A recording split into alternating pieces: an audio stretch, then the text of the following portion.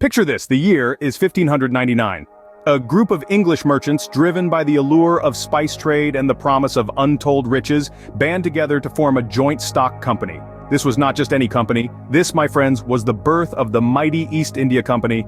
Fast forward a few years to 1601, the company gets a royal charter from Queen Elizabeth I, granting it a 15-year monopoly over English trade in the East Indies. This charter essentially laid the foundation for the company's rise to power. In the early years, the company's main focus was on the spice trade.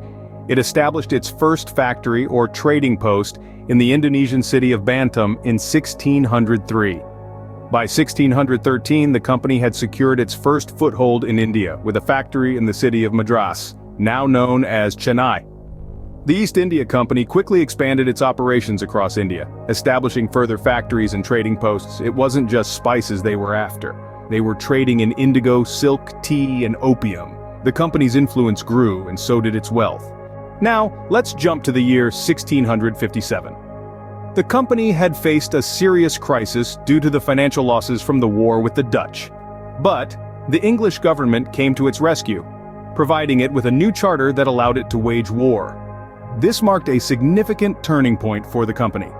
From a mere trading company, it was transforming into a political and military power. By the mid-18th century, the East India Company had become a force to reckon with. It had its own army and had gained control over vast territories in India. It was an empire within an empire, ruling over millions of people.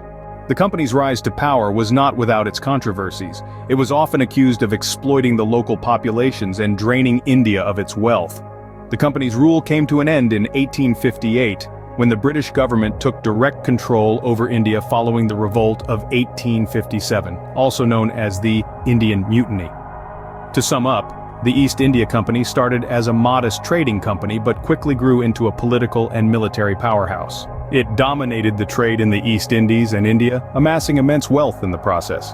However, its exploitative practices and the resulting social unrest ultimately led to its downfall. So there you have it, the rise and fall of the East India Company, a story of ambition, wealth, power, and controversy. It's a fascinating chapter in history that continues to have an impact on the world today.